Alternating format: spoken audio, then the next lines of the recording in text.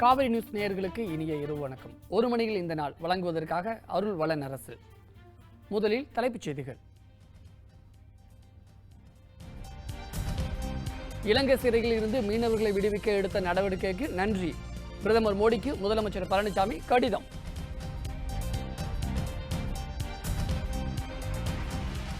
அமைச்சர்கள் அதிகாரிகள் மீதான ஊழல் புகார் குறித்து விசாரணை. லோக் ஆயுக்தா அமைப்பை உடனடியாக அமைக்க ஸ்டாலின் ராமதாஸ் வலியுறுத்தல். குஜராத் தேர்தலில் கூவத்தூர் பானியா காங்கிரஸ் எம்எல்ஏக்கள் 54 பேர் பெங்களூர் தனியார் ரிசார்ட்டில் தஞ்சம். ராணுவத்தினருக்கு ஓய்வூதியம் வழங்கியதில் 6831 கோடி ரூபாய் இழப்பு. சிஏஜி அறிக்கையால் அதிர்ச்சி தகவல். தமிழகத்தில் ஓரிரு இடங்களில் மழைக்கு வாய்ப்பு. சென்னையில் இரவு மழை பெய்யக்கூடும் என வானிலை ஆய்வு மையம் தகவல். இலங்கைக்கு எதிரான முதல் டெஸ்ட் போட்டி. இந்திய அணி 304 ரன்கள் வித்தியாசத்தில் அபார வெற்றி.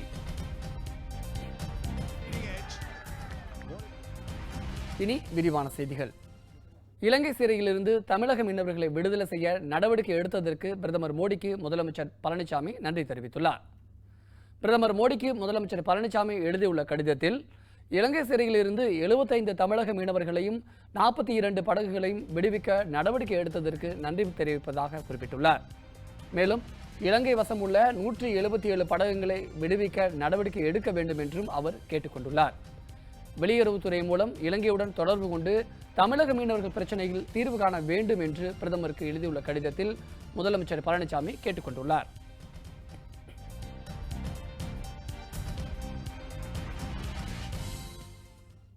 இலங்கை சிறையிலிருந்து விடுதலையான தமிழக மீனவர்கள் 77 பேர் இலங்கையில் உள்ள இந்திய துணை தூதரக அதிகாரிகளிடம் ஒப்படைக்கப்பட்டனர். தமிழகம் மற்றும் புதுச்சேரி கடலோர பகுதியில் இருந்து மீன்பிடிக்க சென்ற மீனவர்கள் 92 பேரையும் 150க்கும் மேற்பட்ட படகுகளையும் இலங்கை கடற்படை சிறைப்பிடித்து எல்லை தாண்டி வந்ததாக வழக்கு பதிவு செய்து சிறையில் அடைத்தது. இதனைத் தொடர்ந்து இலங்கை வசம் உள்ள தமிழக மீனவர்களையும் படகுகளையும் விடுதலை செய்ய நடவடிக்கை எடுக்க வேண்டும் என தமிழக மீனவர்கள் தொடர்ந்து வலியுறுத்தி வந்தனர். இதனைத் தொடர்ந்து நல்லெண்ண அடிப்படையில் இலங்கை சிறையில் உள்ள மீனவர்களை விடுதலை செய்ய இலங்கை அரசு அந்நாட்டு நீதிமன்றத்திற்கு பரிந்துரை செய்தது. இதன் அடிப்படையில் 92 தமிழக மீனவர்கள் முதல் கட்டமாக நேற்று வவுனியா சிறையில் உள்ள 11 தமிழக மீனவர்களையும் யாழ்ப்பாண சிறையில் உள்ள 66 தமிழக மீனவர்களையும் இலங்கை நீதிமன்றம் விடுதலை செய்ய உத்தரவிட்டது. எஞ்சிய 15 மீனவர்களையும் வரும் 31ஆம் தேதி முதல் விடுதலை செய்ய உள்ளதாக இலங்கை அரசு தெரிவித்துள்ளது. விடுதலை செய்யப்பட்ட 77 தமிழக மீனவர்களும் இன்று இலங்கையில் உள்ள இந்திய துணை தூதரக அதிகாரிகளிடம் ஒப்படைக்கப்பட்டனர். இவர்கள் வரும் 31ஆம் தேதி தமிழகம் திரும்புவார்கள் என எதிர்பார்க்கப்படுகிறது. இங்கே இந்தியா திரும்புகின்ற மீனவர்கள் இங்கே இருந்தாங்கன்னா அவங்களுக்கு தொழில் பண்றதுக்கு படகு வேணும். படகு இல்லாம அவங்க எப்படி தொழில் பண்ண முடியும்? தொழில் பண்ணவே முடியாது. அதை மத்திய அரசு கவனத்தில் கொண்டு அந்த மீனவர்களை விடுதலை செய்தவுடன் அந்த படகுகளையும் விடுதலை செய்து படகுகளுடன் மீனவர்களை மீட்டு கொடுத்தா மத்திய அரசுக்கு மாநில அரசுக்கு ரொம்ப விசுவாசமா இருப்போம் நாங்கள் தெரிவிச்சுக்கிறோம். அதே நேரத்தில் படகுகளும் மீனவர்கள் விடுதலை ஆனாலும் கூட மறுபடியும் எல்லை தாண்டி வந்த மீனவர்கள் நாங்கள் சிறைபிடிப்போம் என்று இலங்கை அரசு கொக்கரிப்பது மீனவர்கள் மத்தியில் ஒரு பேர் அதிர்ச்சியா இருக்கு. மத்திய அரசு பலதரப்பட்ட ஆழ்கடல் மீன்பிடிப்பு போன்ற ஒரு ஒரு ஒரு ஒரு செயலை செய்ய விரும்புகிறது. அதுவரையாவது இந்த இந்திய தமிழக மீனவர்கள் அங்க பரம்பரையா மீன்பிடிச்ச பகுதியில் மீன் பிடிப்பதற்கு உண்டான வழிவகையை இலங்கை அரசு ஏற்படுத்தி கொடுக்கணும். அதை இந்திய அரசு வலியுறுத்தணும். தமிழக அரசு அதை கேட்டுக்கொள்ளணும்னு நாங்க ரொம்ப விரும்புறோம். தமிழக முதலமைச்சரின் செயலாளர்கள் மாற்றப்பட்டுள்ளனர். முதலமைச்சரின் 2வது தனி செயலராக இருந்த சிவ்தாஸ் மீனா மத்திய அரசு பணிக்கு செல்வதை முன்னிட்டு அதிகாரிகள் மாற்றப்பட்டுள்ளனர். நிதித்துறை செயலாளராக இருந்த பி செந்தில்குமார் முதலமைச்சரின் 3ஆம் நிலை செயலராக நியமிக்கப்பட்டுள்ளார். முதலமைச்சரின் 3ஆம் நிலை செயலராக இருந்த விஜயகுமார் முதலமைச்சரின் 2ஆம் நிலை செயலாளராக நியமிக்கப்பட்டுள்ளார். தமிழக அரசின் நிதித்துறை செயலராக சித்திக் நியமிக்கப்பட்டுள்ளார். முதலமைச்சரின் 2வது தனி செயலராக இருந்த சிவ்தாஸ் மீனா மத்திய அரசு பணிக்கு செல்கிறார். இதனால் பொதுத்துறை கூடுதல் செயலராக பதவி வகித்த மைதிலி கே ராஜேந்திரன் நியமிக்கப்பட்டுள்ளார். இதற்கான உத்தரவை தலைமைச் செயலாளர் கிரிஜா வைத்தியநாதன் பிறப்பித்துள்ளார்.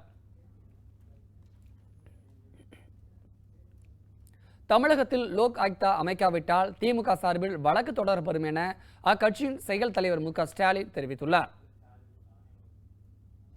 திமுக செயல் தலைவர் மு.க. ஸ்டாலின் வெளியிட்டுள்ள அறிக்கையில் லோக் ஆயுக்தாவை காலதாமதம் செய்யாமல் அமைக்க வேண்டும் என கேட்டுக்கொண்டுள்ளார். டெண்டருக்கு 13 கோடி ரூபாய் அமைச்சர் அன்பழகன் கேட்டார் என வழக்கு இருந்தும் முதலமைச்சர் பேசவில்லை என அவர் குற்றம் சாட்டியுள்ளார். அதிமுக ஆட்சியில் ஊழல் அமைச்சர் பட்டியல் 1 டஜனை தாண்டிவிட்டதாக விமர்சித்துள்ள ஸ்டாலின், ஊழல் அதிகாரிகள் மீதும் நடவடிக்கை இல்லை என்றும், ஊழல் அமைச்சர்களால் தொழில் வளர்ச்சி, வேலைவாய்ப்பு இல்லை எனவும் தெரிவித்துள்ளார். தமிழக அமைச்சர்கள் மற்றும் அதிகாரிகள் மீதான ஊழல் புகார்கள் குறித்து விசாரிக்க லோக் ஆயுக்தா அமைப்பை உடனடியாக அமைக்க வேண்டும் என பாமக நிறுவனர் ராமதாஸ் வலியுறுத்தியுள்ளார். பாமக நிறுவனர் ராமதாஸ் வெளியிட்டுள்ள அறிக்கையில், குட்கா ஊழல் விசாரணை நியாயமாகவும் நேர்மையாகவும் நடத்த இந்த வழக்கை தமிழக அரசே தானாக முன்வந்து சிபிஐக்கு மாற்றுவதும், ஊழல் தடுப்பு மற்றும் கண்காணிப்பு பிரிவின் இயக்குநராக டிஜிபி நிலையில் உள்ள அதிகாரியை அமர்த்தி அவரையே விசாரணை அதிகாரியாக நியமிக்க வேண்டும் எனவும் கேட்டுக்கொண்டுள்ளார். குட்கா ஊழல் பற்றி விசாரணை நடத்த உயர்நீதிமன்ற மதுரை கிளை உத்தரவிட்டுள்ள நிலையில், உயர்கல்வித்துறை அமைச்சர் மீதான 12 கோடி ஊழல் புகார் குறித்து அவரிடம் உயர்நீதிமன்றம் விளக்கம் கோரியிருப்பதை சுட்டிக்காட்டியுள்ள ராமதாஸ், அமைச்சர்கள் மற்றும் அதிகாரிகள் மீதான ஊழல் புகார்கள் குறித்து விசாரிக்க லோக் ஆயுக்தா அமைப்பை ஏற்படுத்த வேண்டியதன் அவசியத்தை தான் இவை வலியுறுத்துவதாகவும், எனவே தமிழகத்தில் உடனடியாக லோக் ஆயுக்தா அமைப்பை ஏற்படுத்த வேண்டும் எனவும் தமது அறிக்கையில் ராமதாஸ் கேட்டுக்கொண்டுள்ளார். தமிழக மாணவர்களின் நலனில் வளர்ச்சியில் திராவிட கட்சிகள் அக்கறை செலுத்தவில்லை என்று தமிழக பாஜக தலைவர் தமிழிசை சவுந்தரராஜன் குற்றம் சாட்டியுள்ளார். சென்னை விமான நிலையத்தில் பேசிய அவர், நீட் பிரச்சினைக்கு உச்சநீதிமன்றமே தீர்வு காண முடியும் என்றும், மத்திய மாநில அரசுகளின் கையில் அது இல்லை என்றும் குறிப்பிட்டார். இதுவரைக்கும் ஆண்ட திராவிட கட்சிகள் குழந்தைகளை, மாணவ மாணவிகளை அந்த அளவிற்கு பயிற்சியில் ஈடுபடுத்தவில்லை என்பதை அவர்களே ஒப்புக்கொள்கிறார்கள். அதனால்தான் நீட்டில் இருந்து விலக்களிக்க வேண்டும் என்று கேட்டுக்கொள்கிறார்கள். இன்று போராட்டம் நடத்துகிறார்கள். ஆனால் ஒரு வருடம் அதற்கான சலுகை கொடுக்கும் பொழுது எதிர்க்கட்சியான திராவிட முன்னேற்ற கழகம் மாணவர்களை தயார் செய்யுங்கள் என்று சொல்லவில்லை. ஆக இன்றைய சூழ்நிலையில் மாணவர்களுக்கு, தமிழகத்திற்கு எது நல்லதோ அந்த முடிவு எடுக்கப்படும். இந்த சூழ்நிலையில் இந்த முடிவு மத்திய அரசின் கையிலோ மாநில அரசின் கையிலோ இல்லை. இது உச்ச நீதிமன்றத்தின் தீர்ப்பு. ஆக சட்ட விதிகளுக்கு உட்பட்டு என்னென்ன நடவடிக்கை எடுக்க முடியுமோ அதைத்தான் அரசாங்கம் எடுக்க முடியும். தமிழகத்தின் மிக முக்கிய பிரச்சனைகளை மாநில அரசும் மத்திய அரசும் நிலுவையில் போட்டுள்ளதாக தமிழ் மாநில கட்சி தலைவர் ஜி.கே. வாசன் குற்றம் சாட்டியுள்ளார். சென்னையில் செய்தியாளர்களிடம் பேசிய அவர், நீட் விவகாரத்தில் மாணவர்கள் அச்சத்துடன் இருப்பதாகவும், தகுந்த நேரத்தில் உண்டான தீர்வை தமிழக அரசு செய்யவில்லை என்றும் அவர் தெரிவித்தார். நீட் தேர்வை பொறுத்தவரையிலே தகுந்த நேரத்திலே அதற்குண்டான அழுத்தத்தையும் அதற்குண்டான ஆக்கப்பூர்வமான பணியையும் மாநில அரசு செய்யவில்லை. மத்திய அரசு மாநில அரசு செய்த பணிக்கும் செவி சாய்க்காமல் இருந்ததுதான் காரணம். மாணவருடைய எதிர்காலம் இதிலே இருக்கிறது. மாணவருடைய எதிர்காலத்தை கருத்திலே கொண்டு அவர்களை ஏமாற்றாமல், அவர்கள் ஏமாறாமல் இருக்க நீட் தேர்வுக்கான விலக்கை உடனடியாக மத்திய அரசு அளிக்க வேண்டும். கதிராமங்கலம் போராட்டத்தில் ஈடுபட்ட கைதானவர்களை உடனடியாக விடுதலை செய்ய வேண்டும் என்று திரைப்பட இயக்குநரும் லட்சிய திமுக தலைவருமான டி. ராஜேந்தர் தெரிவித்துள்ளார். தஞ்சை மாவட்டம் கதிராமங்கலத்தில் பொதுமக்களுடன் போராட்டத்தில் பங்கேற்ற பின்னர் செய்தியாளர்களிடம் பேசிய அவர், 80க்கும் மேற்பட்ட எம்எல்ஏக்களை கொண்ட திமுக இப்பிரச்சினை தொடர்பாக சட்டமன்றத்தில் தீர்மானம் கொண்டு வராமல் இருப்பதற்கு திமுக ஆட்சியில் கொண்டு வரப்பட்ட திட்டம் என்பதே காரணம் என குற்றம் சாட்டினார். விவசாய நிலத்துல நீங்க 2 மீட்டர் 6 அடிக்கு கீழே போயிட்டு இருக்கீங்க. அங்க மண்ணுக்கு கீழே இருக்குள்ள இத்து போமா ஆவாதா? இத்து போனா எப்படி ரிப்பேர் பண்ணுவீங்க? எப்படி ரிப்பேர் பண்ண முடியும்? அப்பதான் வெடிச்சிருச்சு. வெடிச்சு கச்சா எண்ணெய் கசிவு, குடி தண்ணி எல்லாம் கெட்டு போயிடுச்சு. இத நீங்க மீண்டும் இந்த கச்சா எண்ணெயை இங்க இருந்து பம்பிங் பண்ணி நீங்க குத்தாலத்துக்கு போனா நடுவுல வெடிச்சா இந்த மக்கள் நிலைமை என்ன? புதுச்சேரியில் வரும் 16ஆம் தேதி முதல் விமான சேவை தொடங்க உள்ள நிலையில் விமான நிலையத்தை துணைநிலை ஆளுநர் கிரண்பேடி அரசு அதிகாரிகளுடன் சென்று ஆய்வு செய்தார். முறைகேடுகளை தவிர்க்க மருத்துவ இடங்கள் அனைத்தும் நீட் தேர்வின் அடிப்படையில் மூலம் நிரப்பப்படும் என்றும் அவர் தெரிவித்தார். வார இறுதி நாட்களில் புதுச்சேரியின் பல்வேறு பகுதிகளுக்கு சென்று துணைநிலை ஆளுநர் கிரண்பேடி ஆய்வு மேற்கொண்டார். இந்நிலையில் போக்குவரத்து துறை, சுற்றுலாத்துறை, காவல்துறை அதிகாரிகளுடன் லாஸ்பேட்டை பகுதியில் உள்ள விமான நிலையத்தில் கிரண்பேடி ஆய்வு செய்தார். சைக்கிள் மூலம் பயணம் மேற்கொண்டு அவர் ஆய்வு செய்தார். பின்னர் செய்தியாளர்களிடம் பேசிய கிரண்பேடி, புதுச்சேரியில் தனியார் மருத்துவக் கல்லூரிகளில் முறைகேடாக சேர்க்கப்பட்ட 95 மாணவர்களை தகுதி நீக்கம் செய்து மத்திய மருத்துவ கவுன்சில் எடுத்த நடவடிக்கையை வரவேற்பதாக அவர் தெரிவித்தார். இதுபோன்ற முறைகேடுகளை தவிர்க்க மருத்துவ இடங்கள் அனைத்தும் நீட் தேர்வு அடிப்படையில் சென்டாக் கலந்தாய்வு மூலமே நிரப்பப்படும் என கிரண்பேடி குறிப்பிட்டார். புதுச்சேரியில தனியார் மருத்துவ கல்லூரிகளில் முறைகேடாக சேர்க்கப்பட்ட 95 மாணவர்களை தகுதி நீக்கம் செய்து மத்திய மருத்துவ கவுன்சில் எடுத்த நடவடிக்கை Friends, 95 is no ordinary number, because we had been telling you that the deemed universities and private colleges had been mixing up. They were admitting people who were neither cleared by CENTAC or they were lower in merit. புதுச்சேரியில் வரும் 16ஆம் தேதி முதல் விமான சேவை தொடங்க உள்ளது.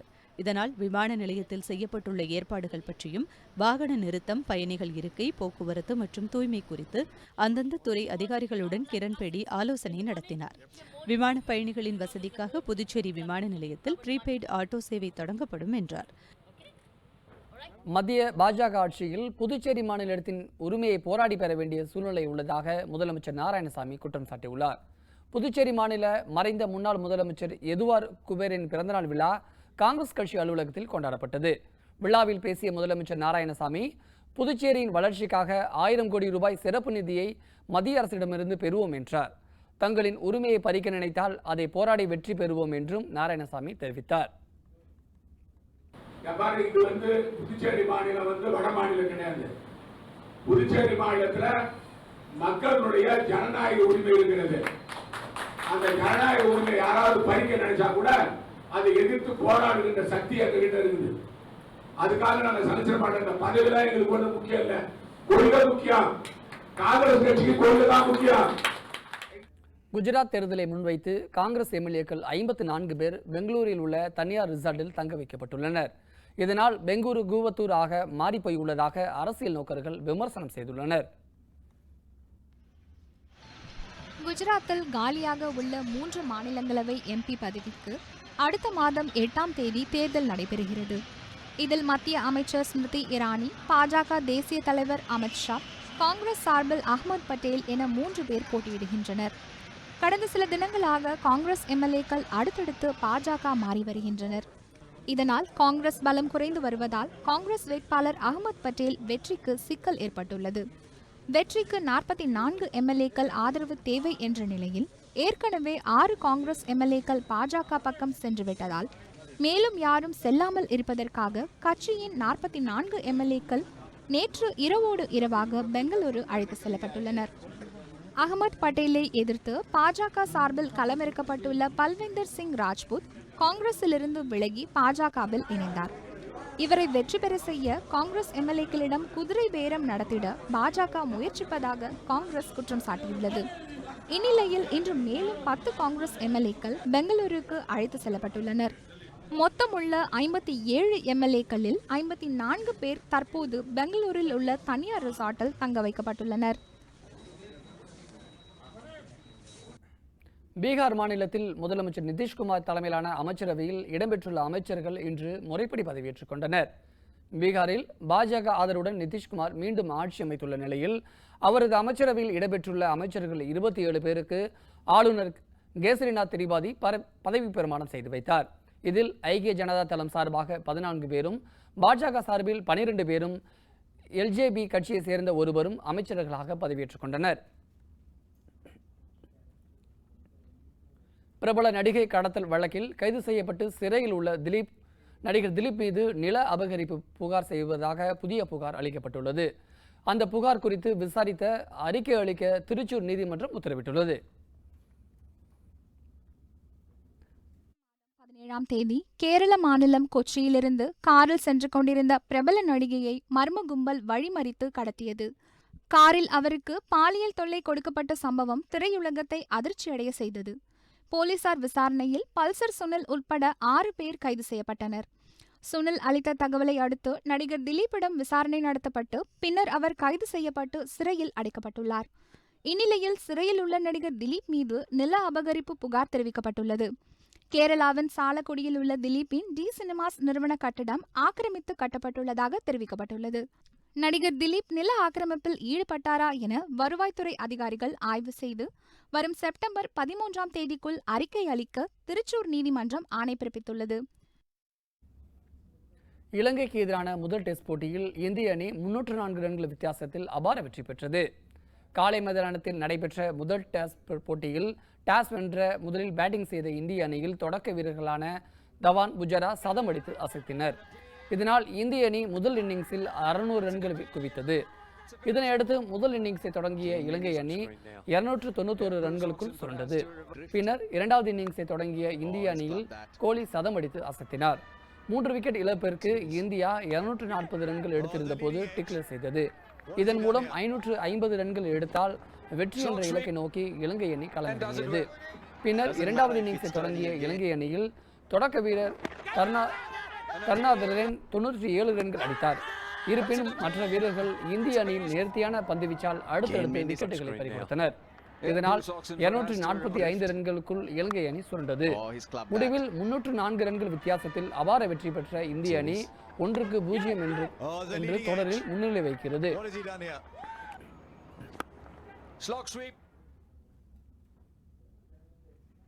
சிறிய இடைவெளிக்கு பிறகு செய்திகள் மீண்டும் தொடரும். இணைந்திருங்கள் காவிரி நியூஸ் தொலைக்காட்சியுடன்.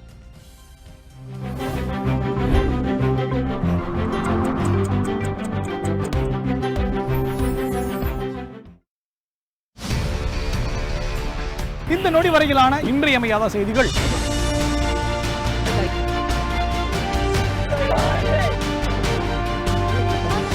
அனைத்து நிகழ்வுகளிலும் ஆழமான பார்வை, முழுமையான நாளின் முதன்மையான தொகுப்பு, காவேரி பிரைம்.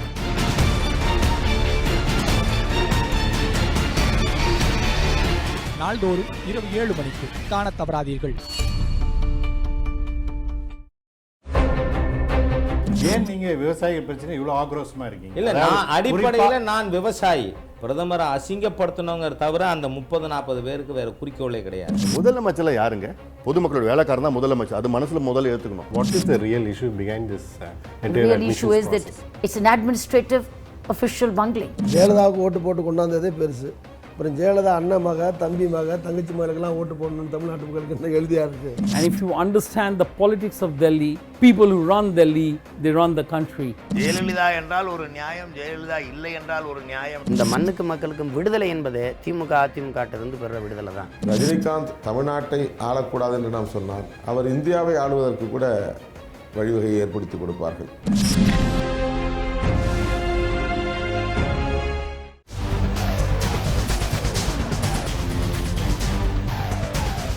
செய்தியின் ஆழத்தை செயற்கையின்றி அளக்கும் உண்மையின் திறவுகோல். எட்டாத திசையை எட்டி பிடிக்கும் முயற்சி உங்கள் 8 திசை நிகழ்ச்சி.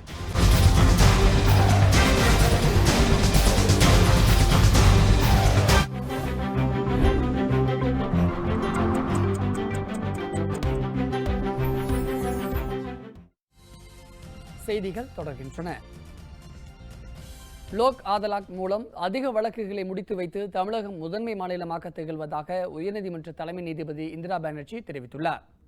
திருப்பூரில் புதிய ஒருங்கிணைந்த நீதிமன்ற வளாக அடிக்கல் நாட்டு விழாவில் உயர்நீதிமன்ற தலைமை நீதிபதி இந்திரா பானர்ஜி கலந்து கொண்டார்.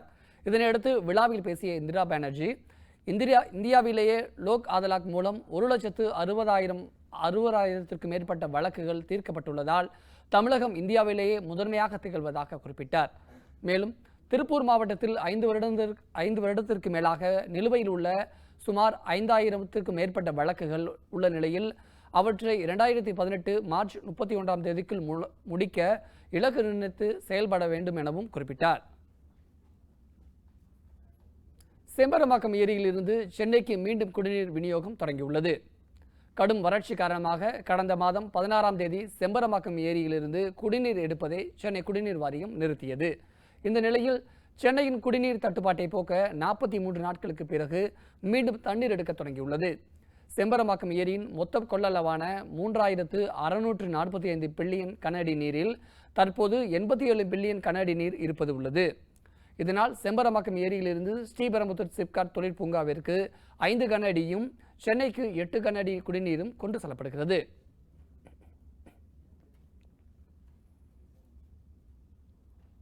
சென்னையின் குடிநீர் தேவைகளை பூர்த்தி செய்யக்கூடிய ஏரிகளில் ஒன்றான போரூர் ஏரியை சுத்தப்படுத்தும் பணி நடைபெற்றது. தன்னார்வ தொண்டு நிறுவனமும் சென்னை மாநகர காவல்துறையும் இணைந்து ஏரியை சுத்தப்படுத்தும் பணியை மேற்கொண்டுள்ளது.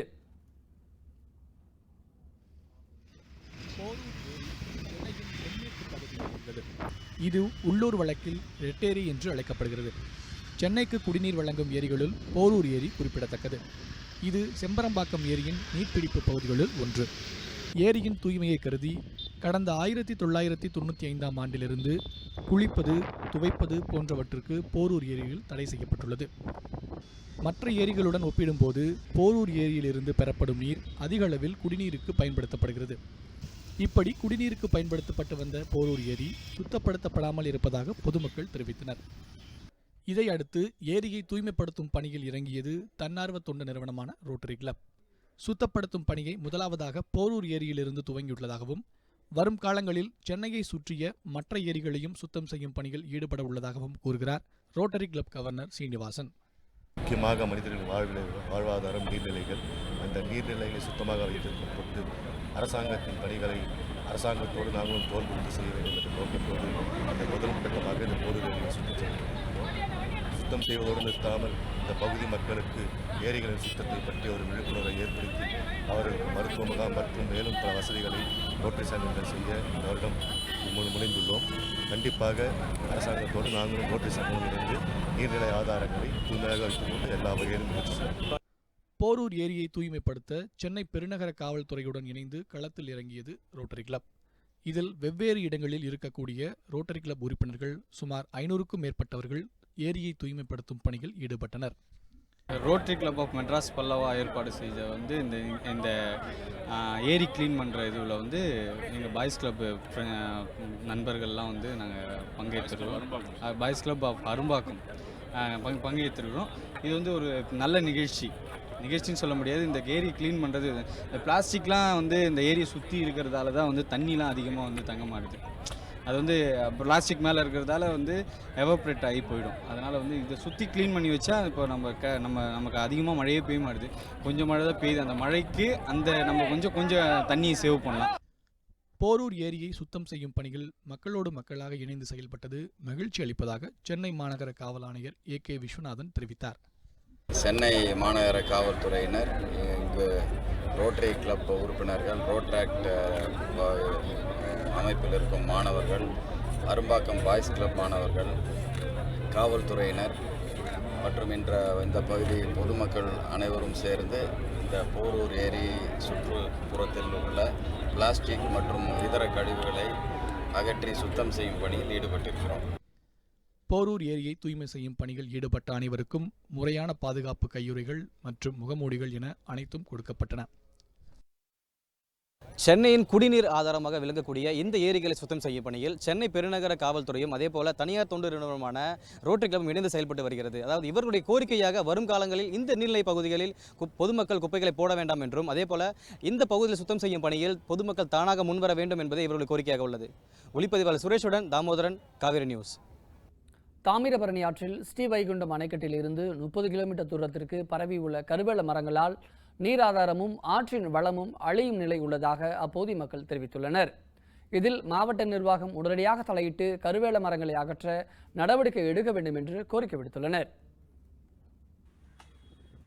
தமிழகத்திலேயே பிறந்து தமிழகத்திலேயே கடலில் கலக்கும் ஒரே நதி தாமிரபரணி நதி. ஆண்டு முழுவதும் தண்ணீர் பாயும் ஒரே நதி.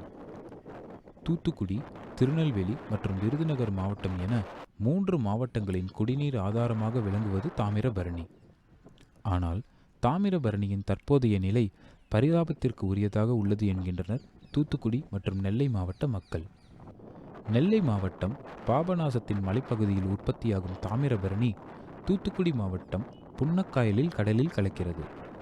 அதில் பாபநாசத்தில் இருந்து ஸ்ரீவைகுண்டம் அணைக்கட்டும் சேர்த்து 8 அணைக்கட்டுகள் உள்ளது. இந்த 8 அணைக்கட்டுகள் வரை தாமிரபரணி ஆறு மலைச்செடிகளால் பாதிக்கப்பட்டுள்ளது. ஸ்ரீவைகுண்டம் அணைக்கட்டு பகுதியிலிருந்து புன்னக்காயல் வரைக்கும் ஒரு சீம கருவேல மரங்கள் அதிகமாக ஆக்கிரமிப்பு பண்ணிக்கிட்டு இருக்குது. இது மழைக்காலங்களில் ஸ்ரீவைகுண்டம் பகுதிக்கு பெரிய பேரழிவு ஏற்படும். அதனால் மாவட்ட நிர்வாகம் உடனே இதை நடவடிக்கை எடுத்து சீம கருவேல மரங்களை உடனே அகற்ற வேண்டும் என்று ஸ்ரீவைகுண்டம் பகுதி மக்கள் சார்பாக கேட்டுக்கொள்கிறேன். ஸ்ரீவைகுண்டத்தில் இருந்து புன்னக்காயல் வரை சீமை கருவேல மரங்களால் தாமிரபரணி அழிந்து கொண்டு வருவதாக அப்பகுதி மக்கள் வேதனை தெரிவிக்கின்றனர்.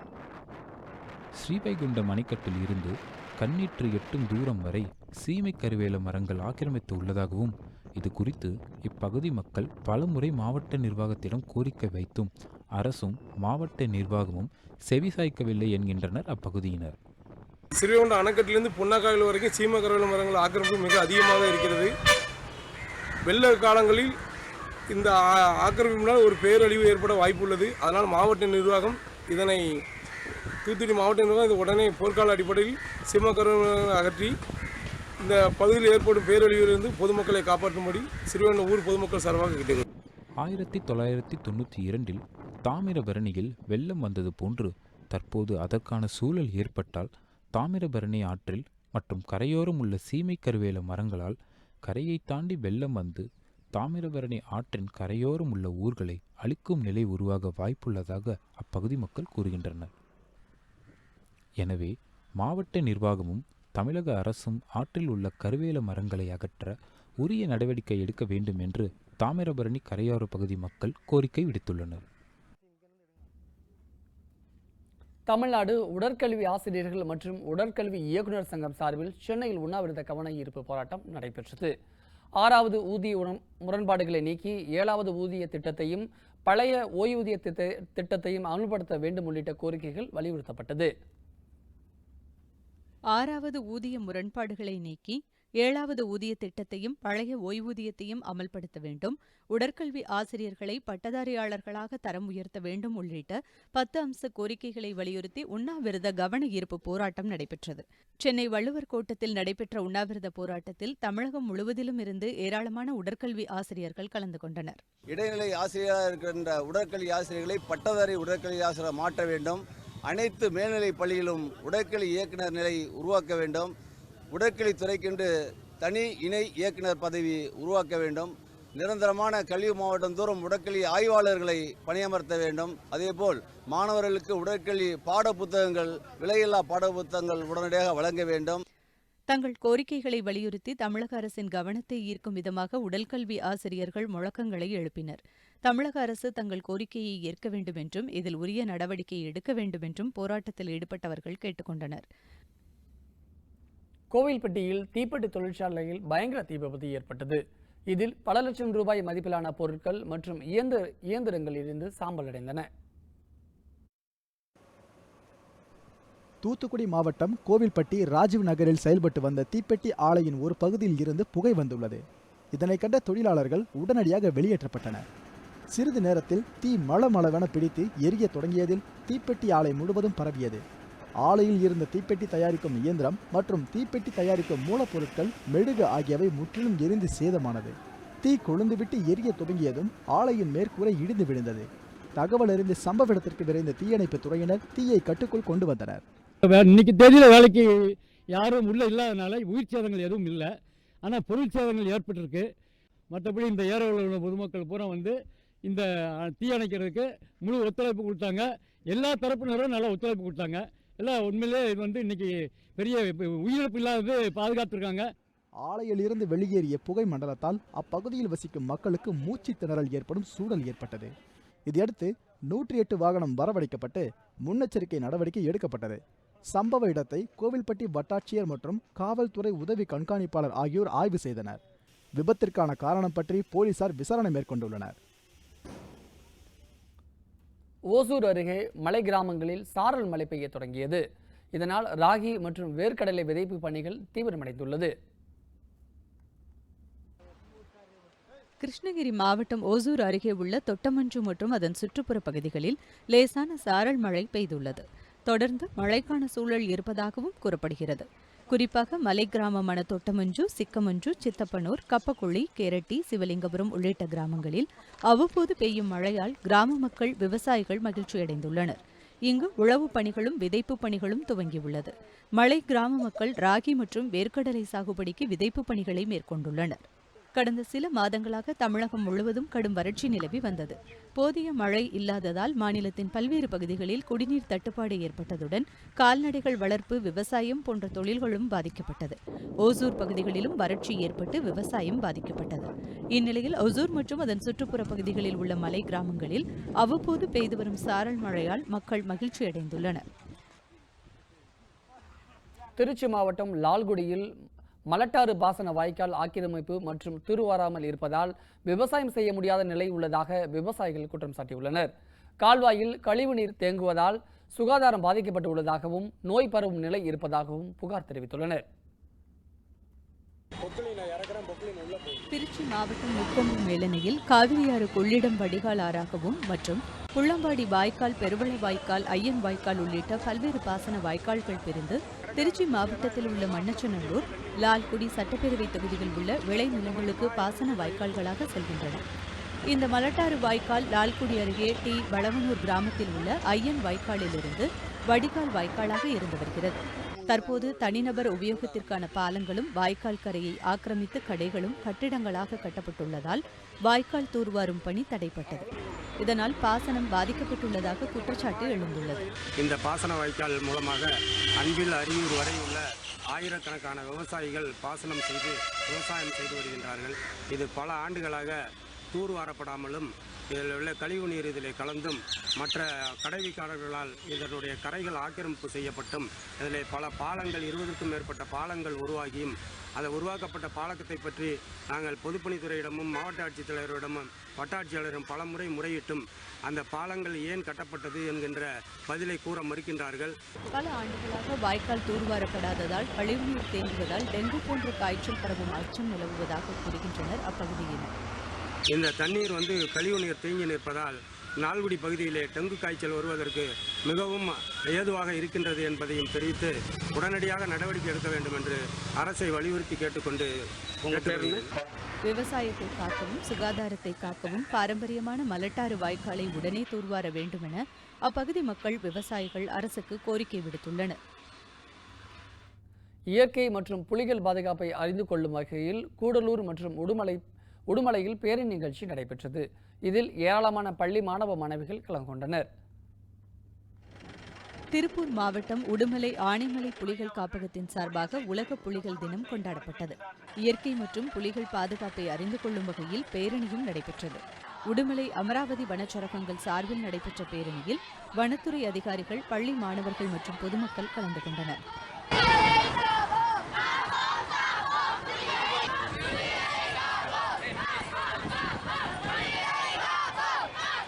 இந்த புலிகள் தினமானது 2010ஆம் ஆண்டு தொடங்கப்பட்டு இன்று வரை ஒவ்வொரு ஆண்டும் ஜூலை 29ஆம் நாள் கொண்டாடப்பட்டு வருகிறது.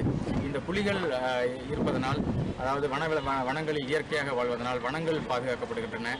வனங்களில் உள்ள மற்ற வன உயிரினங்கள், ஏன்னு சொன்னால் நம்ம புலிகளை கீஸ்டோன் ஸ்பீசிஸ், அதாவது அந்த புலிகள் மிக அந்த வன உயிரினத்தினுடைய அந்த முக்கோணத்தின் உச்சத்தில் இருப்பதனால் அதை பாதுகாக்கும் பொழுது மற்ற அனைத்து உயிரினங்களும், அதன் கீழ் உள்ள அனைத்து உயிரினங்களும் பாதுகாக்கப்படும் என்பதுதான் அதனுடைய கோட்பாடு. நீலகிரி மாவட்டம் முதுமலையையொட்டி உள்ள பகுதிகளில், கூடலூர் உள்ளிட்ட இடங்களில் புலியின் முக்கியத்துவத்தை உணர்த்தும் வகையில் மாணவ மாணவிகள் பங்கேற்ற விழிப்புணர்வு பேரணி நடைபெற்றது. புலியின் முகமூடி அணிந்தபடி புலியை பாதுகாக்க கோரும் வாசகங்கள் அடங்கிய பதாகைகளை ஏந்தி மாணவ மாணவிகள் பேரணியாக சென்றனர். புலிகளால் மக்களுக்கு ஏற்படும் நன்மைகள், அதனை எவ்வாறு பாதுகாக்க வேண்டும் என குறித்து விளக்கமளிக்கப்பட்டது. வாசிப்பு திறன்தான் வாழ்க்கை தரம் உயர்வதற்கான ஒரே தீர்வு. கரூரில் நடைபெறும் புத்தக திருவிழா மாணவ மாணவிகள் மட்டுமின்றி அனைத்து தரப்பினரையும் அதிகமாக கவர்ந்துள்ளது. புத்தகங்கள் தான் மனித வாழ்வின் ஒளிவிளக்கு. வாழ்க்கையில் எழும் பல வினாக்களுக்கு பல்வேறு காலங்களில் பல பரிணாமங்களில் விடையாக இருப்பது புத்தகங்களே. அவ்வாறு சிறப்புமிக்க புத்தகங்களை ஒன்றாக பார்க்கும் திருவிழா கரூரில் நடைபெற்று வருகிறது. பள்ளி கல்வித்துறை, தமிழ்நாடு அறிவியல் இயக்கம், பாரதி புத்தகலாயம் இணைந்து நடத்தும் முதலாவது புத்தக திருவிழா கரூர் மக்களை ஈர்த்துள்ளது. கடந்த 21ஆம் தேதி புத்தக திருவிழாவை மாவட்ட ஆட்சியர் கோவிந்தராஜ் தொடங்கி வைத்தார்.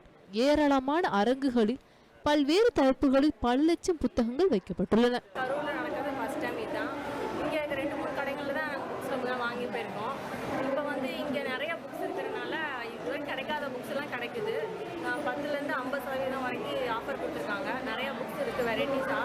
சின்ன பிள்ளைங்க புக்ஸ்லேருந்து பெரியவங்க படிக்கிற புக்ஸ் வரைக்கும் எல்லாமே இருக்குது. ஸ்கூல் ப்ராஜெக்ட்ஸ் படிக்கிறதுக்குலாம் நிறைய ஆஃபர் போட்டிருக்காங்க புக்ஸ்லாம் வாங்கி படிக்கிறதுக்கு. அப்புறம் நிறைய காம்படிட்டிவ் எக்ஸாம்ஸ் எழுதுறதுக்கு நிறைய புக்ஸ் ஆஃபர் பண்ணி கொடுத்துருக்காங்க. நாள்தோறும் பல்துறை வல்லுநர்களால் நடத்தப்படும் பட்டிமண்டமும், வாழ்வே அறிவியல், காலம் கற்றுத்தரும் பாடம், அறிவியல் ஆனந்தம், கற்பனையும் கைத்திறனும், வான்-நோக்குதல் என பல்வேறு தலைப்புகளில் அறிஞர்கள் சிறப்புரை வழங்கி வருகின்றனர். இதுபோன்ற நிகழ்ச்சிகள் தங்களுக்கு பயனுள்ளதாக அமைகிறது என மாணவ மாணவிகள் தெரிவிக்கின்றனர். கரூரில் வந்து புத்தக கண்காட்சியில் சாயந்தரம் 6 மணிலேருந்து 9:30 வரலும் பல்வேறு ஃபங்க்ஷன்ஸ்லாம் நடக்குது. இங்கே வந்து படிப்புக்கு மட்டும் இல்லாமல் நம்ம சமுதாயத்துக்கும் நல்லா ஒரு இதாக இருக்குது. நான் இருக்கிறது ரொம்ப விழிப்புணர்வாக இருக்குது. நான் நல்லா என்ஜாய் பண்ணுறேன். புத்தகங்களை நேசிக்கும், வாசிக்கும் பழக்கம் உள்ள அனைவருக்கும் இந்த புத்தக திருவிழா ஒரு விருந்தாகவே உள்ளது. வரும் 30ஆம் தேதி வரை நடைபெறும் புத்தக திருவிழாவில் பங்கேற்க கட்டணம் ஏதும் கிடையாது என குறிப்பிடத்தக்கது. சிறிய இடைவெளிக்கு பிறகு செய்திகள் மீண்டும் தொடரும். இணைந்திருங்கள் காவிரி நியூஸ் தொலைக்காட்சியுடன்.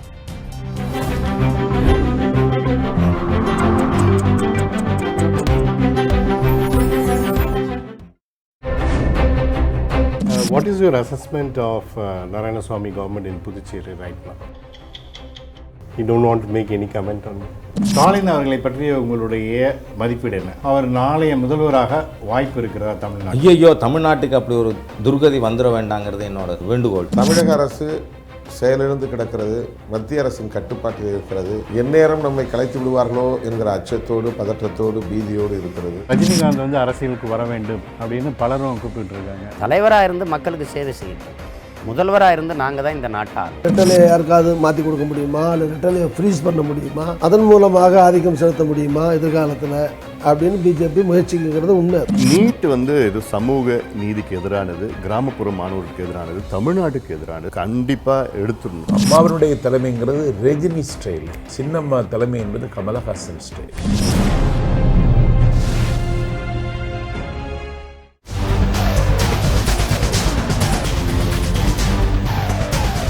செய்தியின் ஆழத்தை செயற்கையின்றி அளக்கும் உண்மையின் திறவுகோல். எட்டாத திசையை எட்டி பிடிக்கும் முயற்சி உங்கள் 8 திசை நிகழ்ச்சி.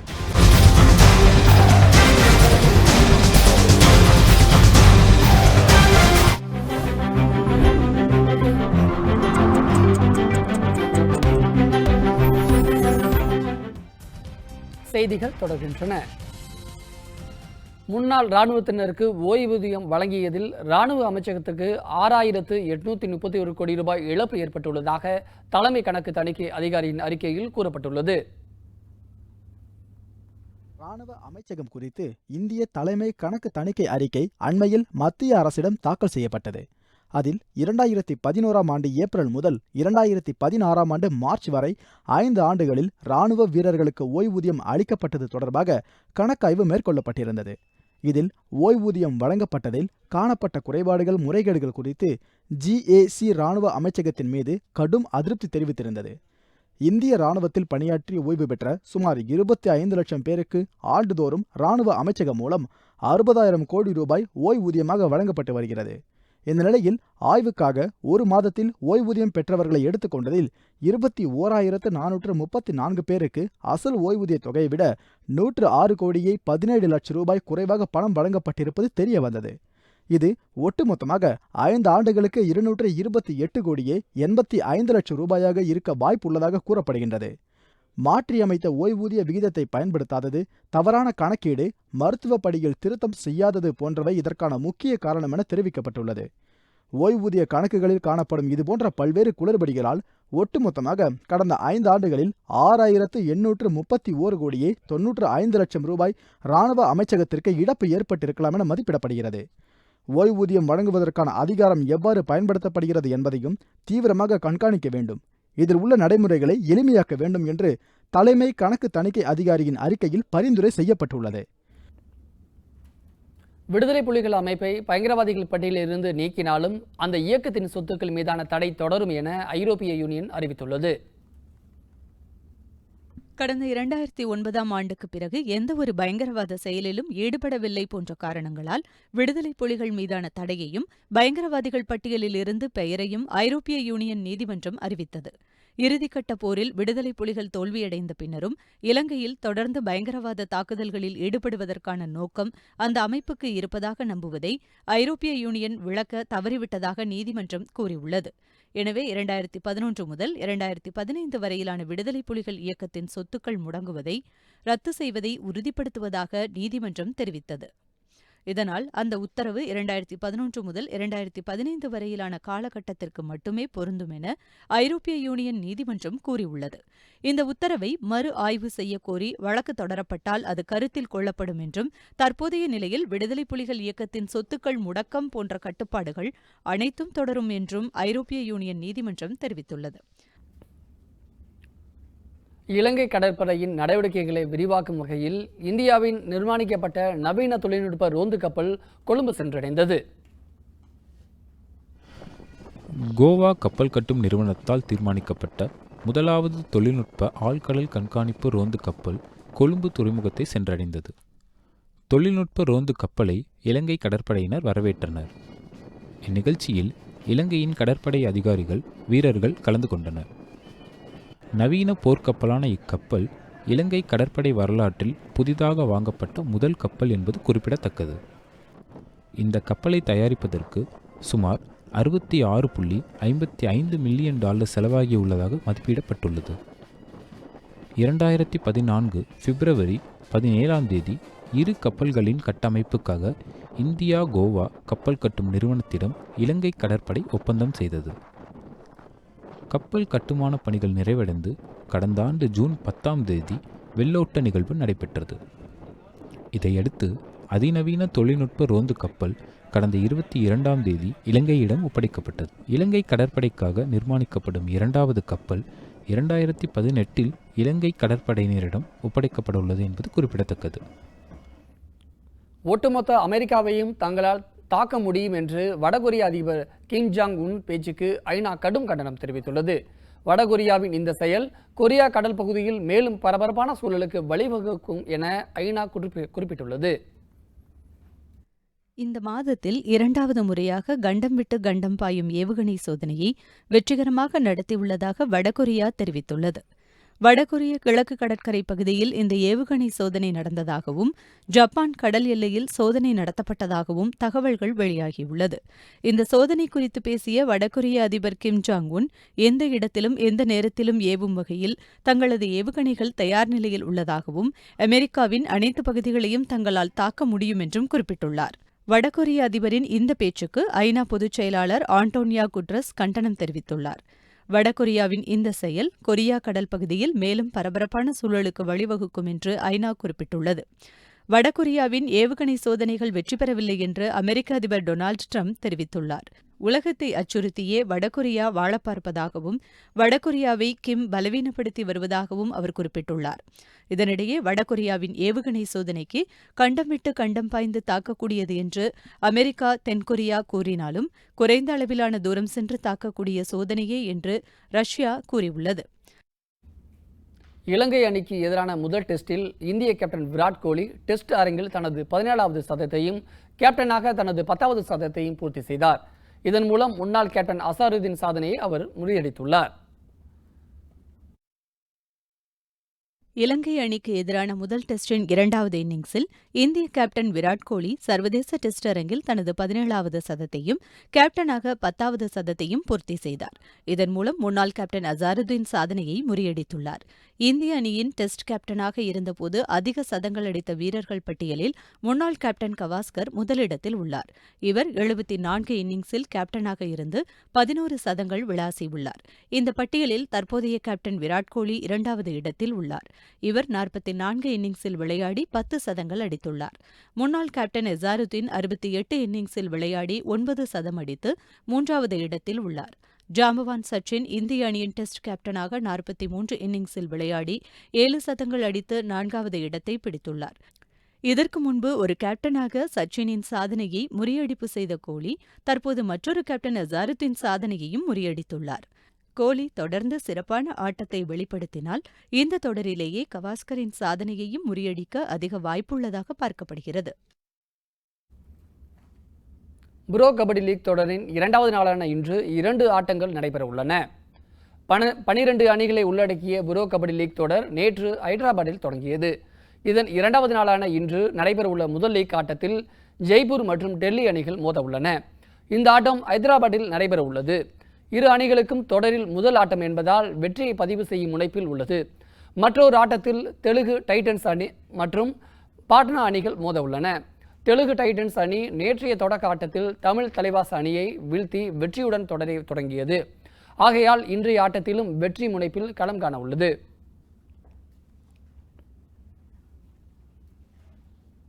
தூத்துக்குடியில் நடைபெற்ற புற்றுநோய் விழிப்புணர்வு மனித மாரத்தான் போட்டியில் 500க்கும் மேற்பட்டோர் ஆர்வமுடன் பங்கேற்றனர்.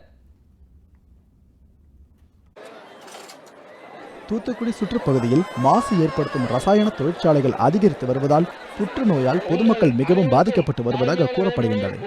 இதனால் பொதுமக்களுக்கு புற்றுநோய் விழிப்புணர்வை ஏற்படுத்தும் வகையில் முத்துநகர் ரோட்டரி கிளப் சார்பில் மினி மாரத்தான் போட்டி நடைபெற்றது.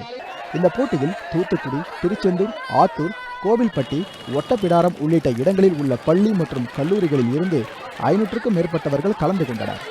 ஆடவர், மகளிர் என 2 பிரிவுகளாக நடைபெற்ற இந்த போட்டியை நகர காவல்துறை துணை கண்காணிப்பாளர் செல்வநாகரத்னம் தொடங்கி வைத்தார்.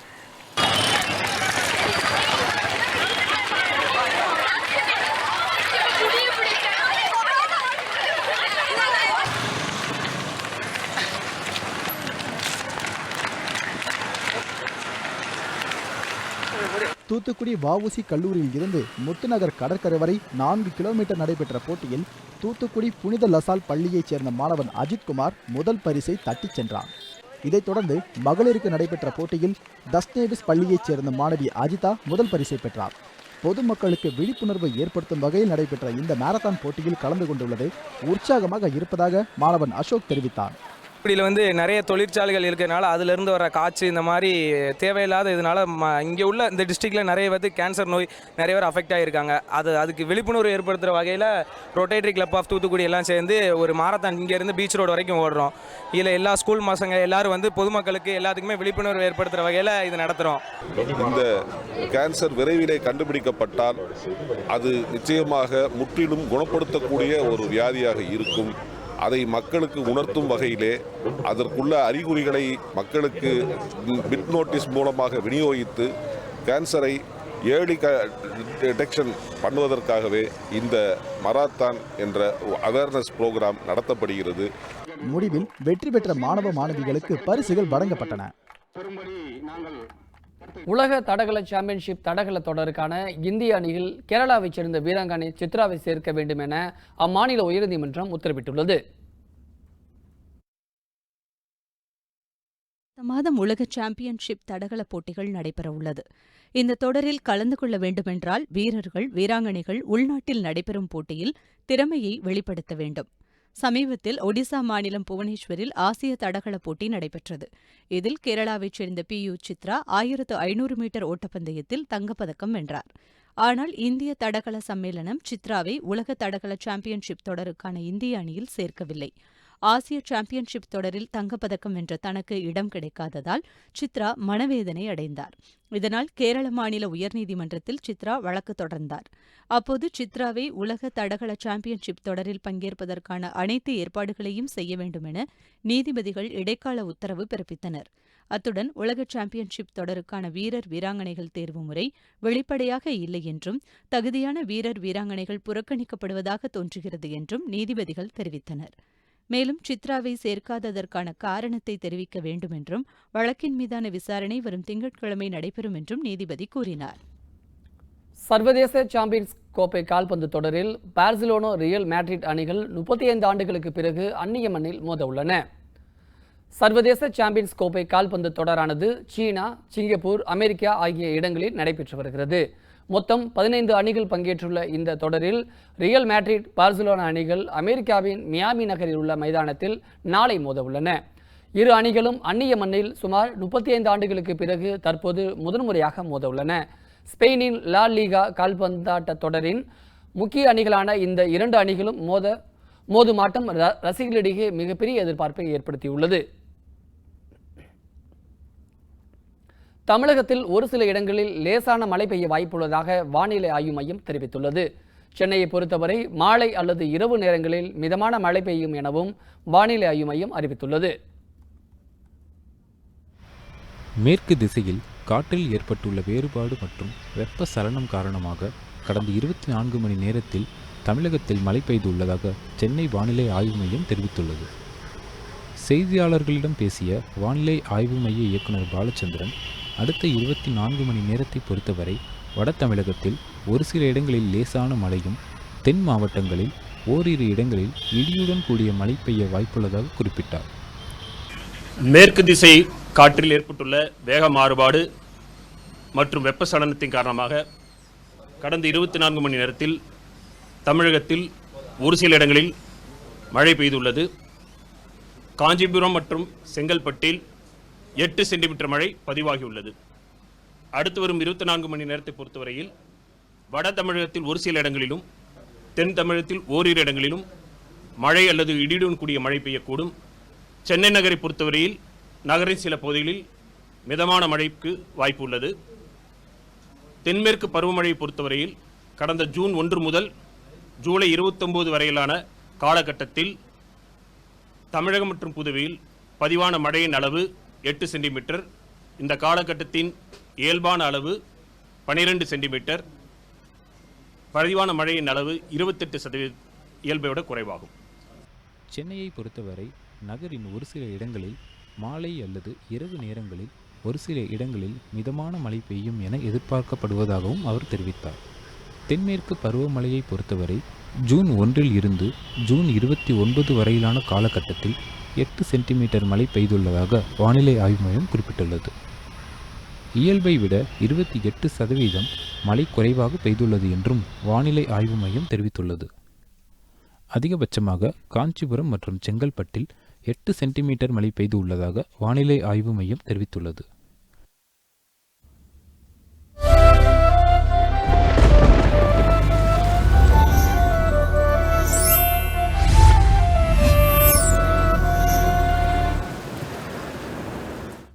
நாளை நிலவ இருக்கும் உத்தேச வானிலை நிலவரத்தை தற்போது பார்க்கலாம்.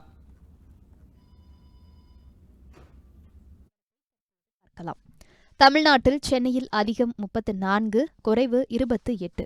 மதுரையில் அதிகம் 40, குறைவு 28. கோவையில் அதிகம் 33, குறைவு 23.